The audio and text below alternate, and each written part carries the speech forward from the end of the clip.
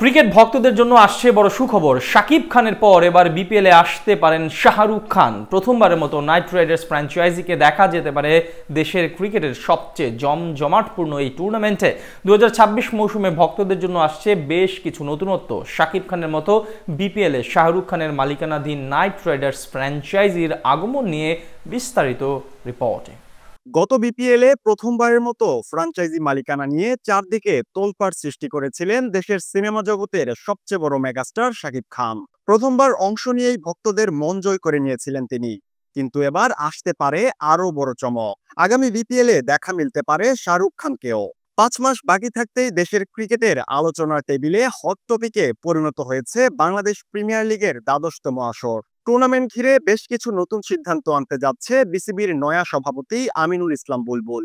2025 মৌসুমে মাঠ ও মাঠের বাইরে ছিল বেশ কিছু বিতর্কিত ঘটনা, যা নিয়ে নেতিবাচক আলোচনা হয়েছিল চারদিকে।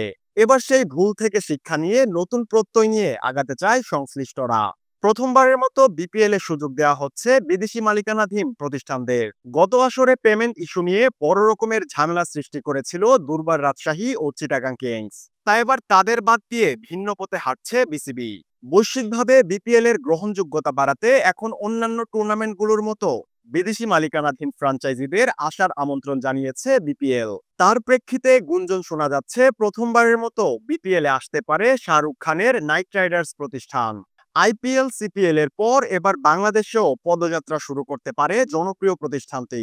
আইপিএল ও ক্যারিবিয়ান প্রিমিয়ার লিগে অন্যতম সফল দল এটি। প্রতি বছর নামকরা ক্রিকেটারদের দলে ভিড়িয়ে চ্যাম্পিয়ন হওয়ার জন্য লড়াই করেন শাহরুখ খান।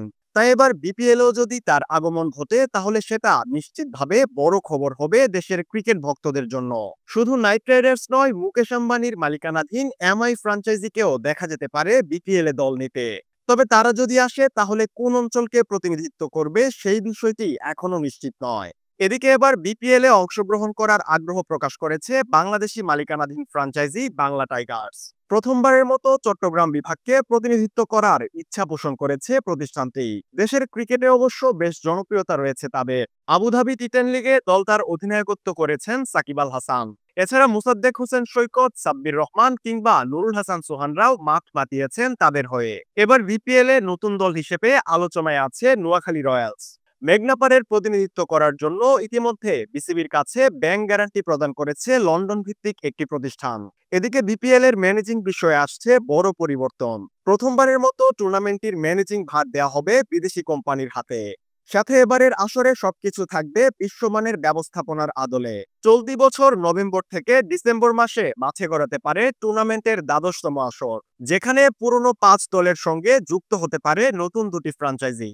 সাথে ঢাকা, চট্টগ্রাম এবং সিলেটের সাথে বাড়তে পারে নতুন একটি ম্যাচ ভেন্যুও।